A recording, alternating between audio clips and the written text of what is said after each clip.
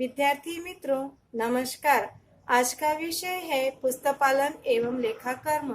आज हम पढ़ेंगे अध्याय पहला, पुस्तपालन एवं लेखाकर्म का परिचय। इस विषय के अंतर्गत आज हम पढ़ेंगे लेखांकन शब्दावली।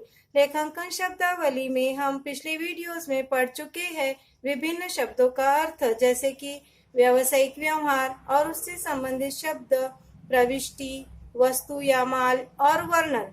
उसके अलावा हमने पढ़ा था पिछले वीडियोस में अधम वर्ण तथा उत्तम वर्ण, पूंजी एवं आहरण, उसी प्रकार खर्च तथा व्यय के प्रकार, आगमगत व्यय, आस्थगित आगम व्यय और पूंजीगत व्यय।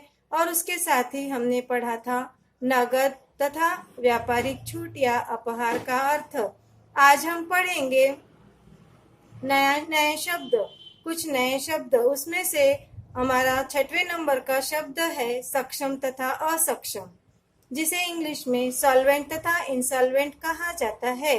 तो पहले देखते हैं सक्षम का अर्थ क्या होता है।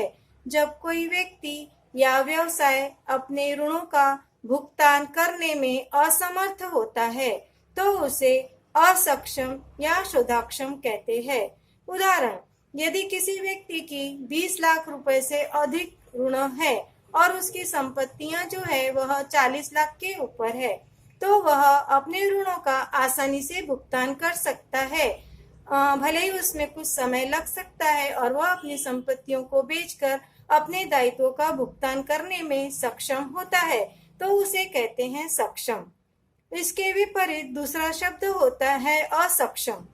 असक्षम वह व्यक्ति या व्यवसाय होता है जो अपने संपत्तियों को बेचने के बाद भी अपने देयताओं का या ऋणों का भुगतान नहीं कर सकता है, तो उसे कहते हैं असक्षम या अशोधाक्षम, जिसे दिवालिया भी कहा जाता है।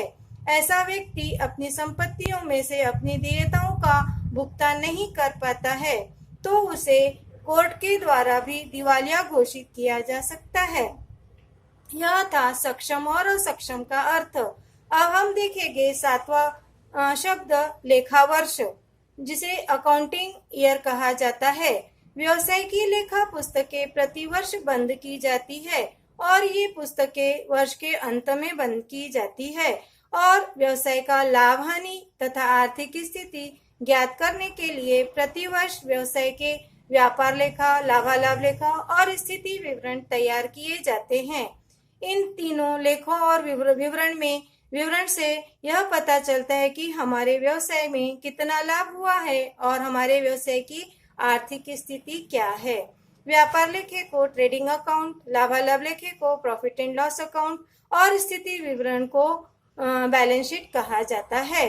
व्यवसाय का वर्ष सामान्यतः 12 माह का होता है। यह 1 अप्रैल से शुरू होकर 31 मार्च को खत्म होता है। इसे वित्तीय वर्ष अर्थात फाइनेंशियल ईयर भी कहा जाता है। अब हम देखेंगे 8वां शब्द, वह है व्यापारिक संस्थाएं तथा गैर लाभार्जन संस्थाएं, जिसे इंग्लिश में ट्रेडिंग कंसर्न तथा नॉट फॉर प्रॉफिट कंसर्न कहा जाता है। तो पहले देखते हैं व्यापारिक संस्थाएं, उसका अर्थ क्या होता है। वस्तुओं एवं सेवाओं के क्रय विक्रय के द्वारा लाभ कमाने के उद्देश्य से बनाई गई संस्थाओं को व्यापारिक संस्थाएं कहते हैं। यानी कि जिस भी प्रकार के व्यवसाय आप देखते हैं वे सारे के सारे क्या होते हैं, व्यापारिक संस्थाएं होती है। यानी कि वे ट्रेडिंग कंसर्न होती है और लाभ कमाने के उद्देश्य से ही स्थापित की जाती है।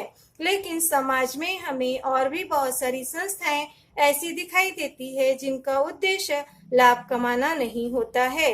उन्हें गैर व्यापारिक संस्थाएं या फिर गैर लाभार्जन संस्थाएं कहते हैं, अर्थात नॉट फॉर प्रॉफिट कंसर्न इन्हें कहा जाता है। ये ऐसी संस्थाएं होती है जो लाभ कमाने के उद्देश्य से नहीं बनाई गई है और उन्हें गैर व्यापारिक संस्था या गैर लाभार्जन संस्थाओं की कैटेगरी में रखा जाता है, जैसे कि शैक्षणिक संस्थाएं, क्रीड़ा मंडल, सांस्कृतिक एवं धार्मिक संस्थाएं, क्लब आदि। इनका उद्देश्य लाभ कमाना नहीं होता है। यह था व्यापारिक संस्थाएं एवं गैर व्यापारिक संस्थाओं का अर्थ। अब हम देखेंगे 9वां शब्द ख्याति, जिसे इंग्लिश में गुडविल कहा जाता है। ख्याति से आशय एक ऐसी अदृश्य संपत्ति से है जो एक व्यापार की लाभार्जन क्षमता तथा प्रतिष्ठा से संबंधित होती है। यह भले ही दिखाई नहीं देती है, लेकिन इसका लाभ व्यवसाय को होता है। जैसे कि हम देखते हैं, एक जैसे ही व्यापार होने के बावजूद कुछ व्यवसाय ज्यादा लाभ कमाते हैं और कुछ व्यवसाय में कम लाभ होता है। तो यह जो होता है, यह उनके नाम के कारण होता है, उनकी प्रतिष्ठा के कारण होता है। तो एक जैसे ही व्यापार होने के बावजूद व्यवसाय की लाभ कमाने की क्षमता में अंतर पाया जाता है। तो इसका अर्थ यह है कि लाभ कमाने की क्षमता का ख्याति से या फिर उसके नाम से, उसकी प्रतिष्ठा से सीधा संबंध होता है। यह ख्याति जो होती है दो प्रकार की होती है, एक स्वयं अर्जित ख्याति और दूसरी क्रय की गई ख्याति। जो स्वयं अर्जित ख्याति होती है, यानी कि व्यवसाय ने खुद अपना नाम बनाया है, तो उसका मूल्य व्यवसायिक पुस्तकों में यानी कि लेखा पुस्तकों में नहीं दर्शाया जाता है।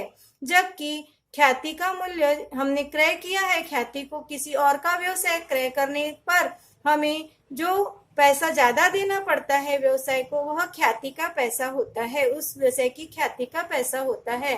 तो वह जो मूल्य होता है, ज्यादा का मूल्य हमने भुगतान किया है, वह ख्याति का मूल्य होता है और उसे लेखा पुस्तकों में दिखाना आवश्यक होता है।